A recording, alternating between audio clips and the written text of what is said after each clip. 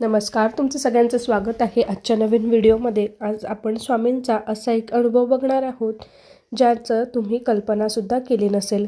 काही लोक स्वामींना मानत नाही किंवा स्वामींचं अस्तित्व ते स्वीकारत नाही किंवा स्वामींना मानत नसणाऱ्या व्यक्तींच्या लोकांना स्वामी कसे मदत करतात किंवा त्यांना कशी स्वामी भक्तीची ओढ लागते हे आजच्या व्हिडिओमध्ये आपण बघणार आहोत। व्हिडिओ शेवटपर्यंत नक्की बघा। तुम्हाला सुद्धा अंगावर काटा आल्याशिवाय शहारा आल्याशिवाय राहणार नाही, त्यामुळे हा व्हिडिओ नक्की शेवटपर्यंत बघा। आणि जर तुम्ही पहिल्यांदा व्हिडिओ बघत असाल, चॅनलवर पहिल्यांदा सबस्क्राइब आले असाल तर चॅनलला सबस्क्राइब करायला विसरू नका। श्री स्वामी समर्थ। जय जय स्वामी समर्थ। स्वामी महाराजांचा लीला जी आहे ती अपरंपार आहे, त्यामुळे स्वामी आपल्याला वेगवेगळ्या रूपामध्ये दर्शन तर देतच असतात। स्वामी समर्थ अक्कलकोट महाराजांचा अवतार हा श्री दत्त परंपरेत चौथा मानला गेलेला आहे। दत्त संप्रदायात ही परंपरा पुढील प्रमाणे आहे। वेद आणि पुराण काळात श्री दत्त ही विभूती होऊन गेली। अत्री ऋषी अनुसया यांचा पुत्र म्हणजे श्री दत्तगुरु हे होते। ऐतिहासिक दृष्टीने पाहता दत्त परंपरेतील पहिले सत्पुरुष म्हणजे श्रीपाद श्री वल्लभ होते आणि या भगवान श्री दत्तात्रयांचे अवतार श्री स्वामी समर्थ यांचा भक्तांची एक अविस्मरणीय अनुभव सुद्धा आहे। स्वामी समर्थ खूप मोठी अद्भुत शक्ती आहेत। अनंत कोटी ब्रह्मांड चालवणारी शक्ती अक्कलकोटमध्ये सगुण मानवी रूपात प्रकट झाली। असेच एकदा एका मुक्या ब्राह्मण सोबत घडलेली ही घटना आहे। तो मुका ब्राह्मण अक्कलकोट नगरीमध्ये स्वामींच्या चरणी सेवा करण्यास आला होता। त्याने श्री स्वामी समर्थांच्या सामर्थ्याचे खूप गुणगान ऐकले होते।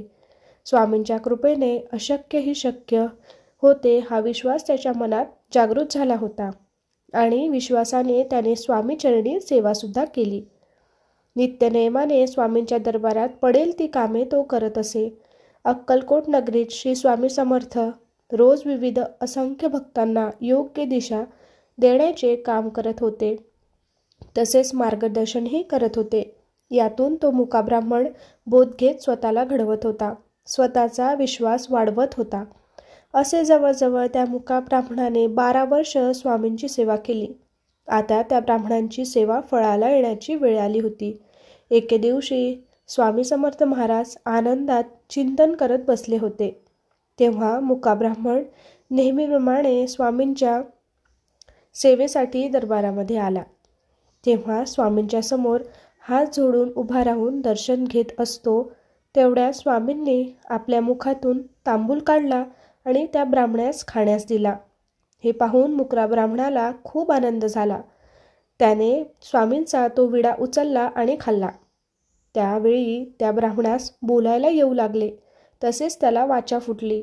हे पाहून सर्वांनी स्वामींच्या नामाचा जय जयकार केला। स्वामी लीलेतून स्वामी आपल्याला असा काही बोध देतात की स्वामींवर अतूट विश्वास ठेवता असता अशक्य असे काहीच नाही, ही प्रेरणा आपल्याला समजते।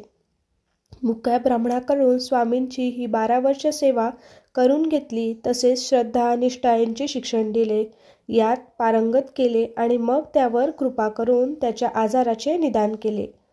त्यानंतर आपल्याला आलेला अनुभव योग्य व गरजू व पात्र व्यक्तीस द्यावे, त्यामुळे स्वामींची भक्तीची भावना दृढ होण्यास मदत होते। स्वामीराया, मला माहिती आहे की ज्या क्षणी मी तुम्हाला माझे सर्वस्व अर्पण केले त्या क्षणापासून जीवनामध्ये दुःख संकट येण्याचे बंद झाले आहेत आणि हे समर्था, जरी दुःख आले तरी मला त्याची पर्वा नाही, कारण मला ठाऊक आहे तुम्ही हा प्रसंग नेहमीच मला घडवण्यासाठी दिलेला आहे। तुम्ही त्या संकटांना निमित्त करून पुढील पिढीसाठी अनुभवांचा खजिना तयार करून घेत आहात, अशी प्रार्थना करावी। गोविंद नास्तिक होता। तो एक शिकलेला इंजिनियर होता।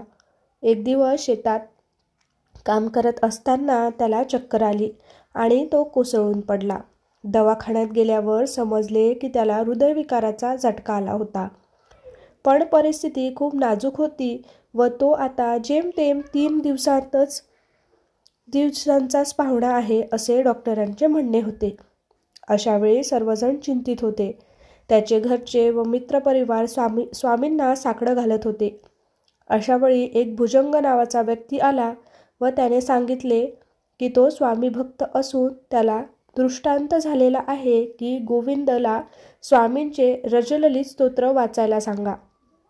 सुरुवातीला त्याने नकार दिला, पण घरच्यांनी गयावया केल्यावर त्याने 2 दिवस वाचले. त्यामुळे त्याला बरं वाटले. डॉक्टरसुद्धा आश्चर्य वाटले. त्याला घरी जायला परवानगी दिली. त्यामुळे काय सिद्ध होतं की स्वामी योग्य वेळी योग्य भक्तीची वाट बघत असतात व आपल्या भक्ताला त्यांच्याकडून भक्ती करवून घेतात. अशा प्रकारे तुम्हालाही स्वामींचे विविध अनुभव आले असतील.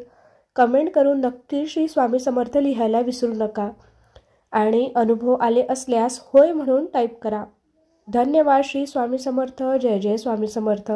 आणि हा अनुभव सगळ्या लोकांसोबत शेअर करायला विसरू नका.